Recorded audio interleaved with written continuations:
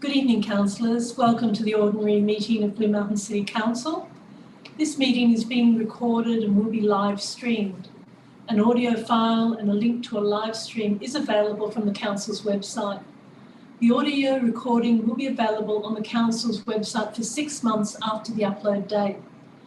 As all statements made at this meeting will be recording, your image and voice may be recognised and other people may be aware that you have attended the meeting. Your continued attendance at the meeting after this statement is made is taken as your consent to your image and voice being webcast. All persons in attendance at this meeting, whether addressing the council or making comments that may be detected by the recording equipment, should refrain from making any defamatory comments or from releasing any personal or confidential information about another individual without that other individual's consent. The council is not responsible for the statements of any individual made during this meeting, and any defamatory statements or any statements which include personal or confidential information are the sole responsibility of the individual who makes them. The council's code of meeting practice sets standards of conduct for a council meeting. If any person in attendance at the meeting acts in a disorderly manner, or if a person makes defamatory or unacceptable comments, then the meeting may be interrupted by the Mayor or by me, Chief Executive Officer, and appropriate action taken. This meeting must not be recorded by any party other than the council. Members of the public have been invited to provide submissions to items on the meeting agenda in advance. Any submissions received have been provided to the councillors. I now ask you to please welcome the Mayor. Dear God, we sincerely seek your blessing on this council so that its deliberations may advance your glory and the true welfare of the people of the City of Blue Mountains. The City of Blue Mountains is located within the country of the Darug and Gundungurra peoples. The Blue Mountain City Council recognises that Darug and Gundungurra traditional owners have a continuous and deep connection to their country, and that this is of great cultural significance to Aboriginal people, both locally and in the region. For Darug and Gundungurra people, Ungara takes in everything within the physical, cultural and spiritual landscape: landforms, waters, air, trees, rocks, plants, animals, foods, medicines, minerals, stories and special places. It includes cultural practice, kinship, knowledge, songs, stories and art, as well as spiritual beings and people, past, present and future. Blue Mountain City Council pays respect to elders, past, present and future, while recognising the strength, capacity and resilience of past and present Aboriginal and Torres Strait Islander people in the Blue Mountains region. Thank you all. I have no apologies for tonight. We're all here. I have a declaration of interest from Councillor Fernanda. Councillor Fernanda has the call. Yes, I'd just like to declare a non-significant, non-pecuniary interest in the item. I and my family have been lifetime members of the RSPCA and we donate to them regularly. However, this will not affect my voting and I will be staying in the room. Thank you. Thank you. I have a procedural motion to move the confidential paper to the end of the meeting. That's moved Councillor Fell, seconded Councillor Hollywood. All those in favour? Against, declare it carried unanimously. So item 1 is moved to the end of the meeting. I will do item 1 in accordance with that resolution after the matter of urgency that I have. So we'll move on then to item number 2. And it's moved Councillor Fell, seconded Councillor Vanderklay, that the recommendation in item 2 be a motion. Does anyone wish to speak to it? Councillor Brown has the call. I think the mover, so just should check out of politeness. Do the mover and seconder wish to speak? No? Okay, Councillor Brown has the call. Actually, I'm sorry, I'm confused. Are we doing the companion animal impounding services tender exemption? Is that the one? Item 2. Yes, okay. I am very torn about this. I understand there's a lot of logistical issues about continuing our impounding service, but I am concerned about us not exploring other opportunities. I think the relationship with the RSPCA, it's very different from 1983 It's changed when the local group was no longer running it over the last 18 years, and there's been continual upheavals with the RSPCA making the choice that it wants to move out of shelters and animal care and get more into the preventative and educational aspect of companion animals, and obviously now into wildlife. And I feel that we are going to become, the service will be very isolated. They won't have their other shelters, the Yaguna shelter and the other shelters where animals can go that don't either go back to their owners or find a home. So there isn't going to be the network that there once was. And I mean, I note that in Cessnock, I checked this, when they went without tender and gave it to the RSPCA, the council was taken to court. The council won against a rescue group, but then the RSPCA is now pulling out in that region anyway from shelters. And I just feel like maybe I would like us, I feel that we need to see what else is available. I am, from a companion animal and a wildlife aspect, I am really concerned about this prison that they're going to be living in. I mean, it might be very nice inside whatever's built. The dogs need to be out, and I don't see how they're going to come and go for walks or it just feels really strange to me to have this new dual purpose. It doesn't feel like a natural thing. I'm just uncomfortable with that. I'm uncomfortable with the lack of that the RSPCA is reinventing itself in a different way. So we are actually, the relationship is not with the organisation from 20 years ago or even 5 years ago.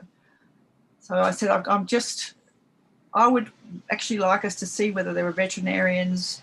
The SoCare group looks after, I think it's the Central Coast now. The SoCare have taken over from the RSPCA licence there. And I mean, we know there's a new Blackheath business coming up, taking over. Sorry, Councillor Brown, I just need you to keep, I'm sorry to do this, close to the tender exemption issue. Sorry. Yeah, okay. What I'm saying is I feel like I'm not convinced that we shouldn't explore other options, because I'm not as comfortable with the RSPCA in its reinvented form or its hybrid form, or of its intentions, or of the strength of its network and its relationships with rescue groups. And I noticed, 13 dogs were killed last year. Sorry, I'm really sorry, Councillor Brown. This is specifically about the tender exemption and us exercising a power. Okay. So what I think I'm saying is I am uncomfortable with us not being absolutely sure that there is no other options. I mean, the RSPCA might still be the best one. I'm not saying that. But I'm just saying I'm uncomfortable without us not exploring all the possibilities. Thank you. Thanks, Councillor Brown, and my apologies for that. I know it's a difficult one we're dealing with. Thank you. I'll get you to go on mute. And I think it's the seconder, Councillor van der Clay, wishes to speak. I think you were the seconder in any way. Yes, I was, Mr. Mayor. Look, the floor is yours. I'm quite comfortable with this. When we first got on the council, I think this is about the third time we've gone through this process in some way or the other. And I remember distinctively that we couldn't get people interested in doing this job, and the RSPCA doing it. I'm quite comfortable with them doing it because the local branch up here are very, very supportive of this process. They really want to keep these services up here, and I have very much confidence in those members of the RSPCA up here keeping Sydney online, and we'll have a contract accordingly. So, and they have honoured, I must admit, in all the years the RSPCA have honoured their contracts. I can't fault them in that respect. So I will be supporting this motion. Yes, thanks, Councillor van der Clay. Anything further? Remember, this is specifically about, and I know it's hard, councillors, I get that, not to stray into the confidential, but this is specifically about the tender exemption process. So please stick your comments to that. Now, just so you know, those comments have got to be confined to whether or not we are justified in not going to tender, and should not stray at all into the merits of the RSPCA, recognising that it's a difficult issue, and that's why I've been slow to sort of pull people up on that. Councillor Schreiber, with those comments ringing in your ears, I know your comments will be confined to whether or not we go to tender and won't refer at all to the RSPCA. Thank you, Mr. Mayor. True. My concern is that I believe the people with the dogs home at Blackheath, the previous owners tried to get hold of information about tendering for this service, and nobody got back to them, or it didn't go any further. So this concerns me. If somebody out there else is interested, even though it has changed hands, as Councillor Brown has said, I would believe maybe we should be talking to these people before we do the signed sealed delivery to the RSPCA, just in case, to make sure we are covered, Mr. Mayor. That's all. Yes, thanks, Councillor Schreiber. If you could go on mute. Question to you, Mr. Langeveld. Are you aware of anyone expressing an interest in tendering that hasn't been responded to? Through the CEO. I know, Mr. Mayor, as I indicated, in 2016, Council had an expressions of interest process. There were no submissions to that process other than through the RSPCA. And there was also a tender process in 2008 and 2011 with the same result. Yes, thank you. Thank you, Councillor Schreiber, for raising that issue. Anything further on the tender exemption? There being nothing, there's one matter before us. It has been spoken against, so I'll ask Councillor Fell as mover if he wishes to speak. Mr. Mayor, can you see me? No. Yes, I can. I had my hand up. Can you see that? No. Did you? Okay, sorry. Councillor Hollywood. I have called a speech and reply, but I'll go to you. Remember, it's on the exemption only. Okay. I won't say. I'll withdraw my. You sure you want? You can. I'm giving you the call. Okay. Look, I'll keep it brief then. I really wanted to say that I support the proposal for the very reason that it ensures continuity of potentially continuity of service. We know what the market is highly restricted, and I think also for those of us who were on council in 2016, there was a very clear message that we wanted to ensure that the services were here. So I think the fact that we have this opportunity to give us time for is important, and I will be supporting the motion.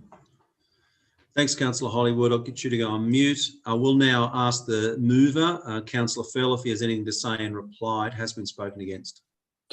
No, I have nothing to add. Everything's been said, I believe. Thanks, Councillor Fell. And there's one matter before us, and it's item number 2, found on page 10 of the business paper. I'll put it. All those in favour? Yes. Councillor Fernanda as well. All those against? Councillors Schreiber and Brown. How do you vote, Councillor Christie? I'm in support. Okay, so it's all in favour with the exception of Councillors Schreiber and Brown who are against. I declare it carried. I'll now move to the matter of urgency before going into confidential session. There's one matter of urgency standing in the name of Councillor Hollywood. It's seconded Councillor Hua. I do declare that it's urgent. Councillors have seen it. Councillor Hollywood has the call. You'll have to go off mute, Councillor Hollywood. I'm always, yeah, okay, off mute. Thank you, Mr. Mayor, and thank you, councillors. I will, as you know, we've had an interactive briefing about this, and many people might have seen the posts on social media that began sort of late afternoon, I think on Thursday, or at least that's the time I saw them. So I want to set out what has actually happened in Lawson. Historically, Lawson Pool, for as long as I've been living in the mountains, which is nearly 35 years, has had summer opening hours of 8 p.m, closing at 8 p.m, except for Fridays. We discovered, the community discovered, and it was put on Facebook that in fact there was a question mark over whether the summer hours would be honoured. And in fact, The way that was found out was through, scratchings on the existing sign that's been there for many years, saying that we're moving from 8 o'clock to 6. This caused an enormous amount of concern in the community, who were already concerned about whether the summer hours would be opened. Community members were reporting to me that they were worried about whether the summer hours would be honoured, and also that they were noticing many more pool users at Lawson because of the fact that many of us are actually working from home. And as the warmer weather goes, increases and comes on board, people are taking the option of going for a swim. So we've also sold a number of people have told me that they've bought season passes on the basis of the summer hours. So what that means is that this is a significant operational change for Lawson. And I understand that other pools are experiencing some cuts to their summer hours, but not to the extent of Lawson. Now, there may be reasons related to a drop in the overall revenue due to COVID-19, but I would add, councillors, that Lawson Pool has not been open for the full period of COVID-19. Not only that, when this change happened, at the same time we had the government announcing significant easing of the public health orders. So life is returning to normal, and that's there in the motion. So what if there was a public health order that happened, obviously things would change, but at the moment restrictions are easing. So the community is expecting and hoping to be able to use the pool as they always have through summer. And that's why I'm seeking your support. The community has poured their hearts out in terms of all of the reasons why these summer hours are important.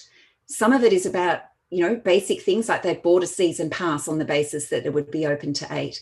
Some of it is that we're a commuter town and people don't get off the train until 6 o'clock. And so it gives them time to actually swim. If it closes at 6, they would have no opportunity. Other people like to plan. So the certainty of operational hours is also really, really important. If there are issues around the overall revenue or the impacts of the loss of revenue through the winter season of the use of the leisure centres, we need to be able to have a proper look, holistic look at what the drivers are and how we can resolve those issues. But we weren't briefed on this. I had to send emails in the midst of work to try to get some information on what was happening. So this is why I'm moving an urgency motion. I believe that our community should have an opportunity to feed into any changes that are going to happen. And I'm calling on the council to implement the summer opening hours for all of the pools so that everybody has an opportunity to swim. Well done. Does the seconder wish to speak? Councillor Hua. Thank you, Mr. Mayor. Look, there's really very little that I could add to the remarks of my colleague, Councillor Hollywood. I would like to acknowledge that she's been able to spend a little bit more time down at the pool over the weekend, conferring with our constituents. And it was certainly my intention to get down there on Sunday night as well as Saturday night, but I was detained on operational matters, cleaning chainsaws after a very long day. So, but look, I would just like to wholeheartedly endorse all of the comments that have been made. The community sentiment is very strong on these issues, and I would respectfully ask for all councillors' support of the motion. Thank you. Thank you. Anything further? Councillor Brown. I just want to clarify, although it names Lawson and Glenbrook, we're including all pools. It does, Councillor Brown. The proposal for our variations relate to Lawson and Glenbrook, but it is a motion that refers to all pools. Because I think Blackheath was getting a shortening as well. It's covered by the motion. Good, that's what I want to make sure. And I do support it. I mean, I agree. I understand that we're running at a loss, but I think it's such a fundamental service. we know, going into hotter and hotter summers. People are not travelling as much, so there's going to be more people at home. I do agree. I think there's going to be an increased use. And I also would think it's a good opportunity for us to start inviting the Sydney people to our beautiful pools, because we have these absolutely gorgeous pools and far less crowded than Sydney ones. So I think I think we should be, and I know the staff are planning that, and I support that we, you know, have the love local on your swimming pool as well. So I think it's important as a service. It's really important as a family service. I agree that we can't, if it's unreliable the times, then people end up not going because they don't want to get all ready and go, and so it sort of it dissuades people.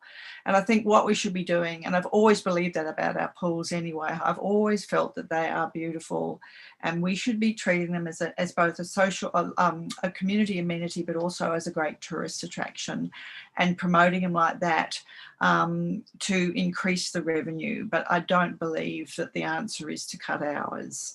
So I wholeheartedly support this. Thank you. Just ask the Deputy Mayor to take the chair for a moment. You had the chair, Mr. Mayor. I'll take the chair. You had the call. Thank you. Councillors, obviously representing the lower Blue Mountains, which is the hottest part of the Blue Mountains, I can report that Glenbrook hit between 38 and 39 today, and we were in the 40s over the weekend. One of the things that I'm happy to see is that we will be moving to later hours during heat waves as we progress into December, which I think is really important.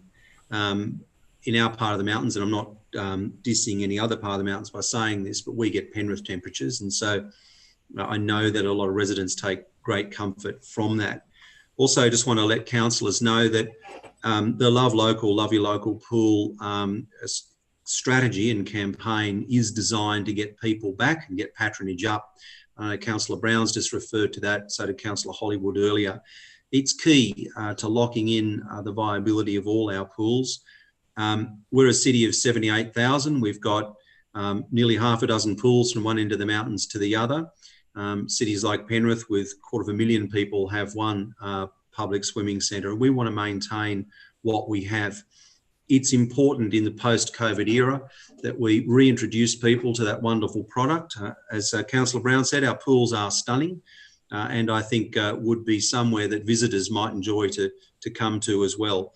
But getting that patronage up, getting that revenue up is critical to maintaining that wonderful and valuable community asset that we have. Thank you, Deputy Mayor. I'll resume the chair if that's all right. You had the chair, Mr. Mayor. Thank you. Anything further?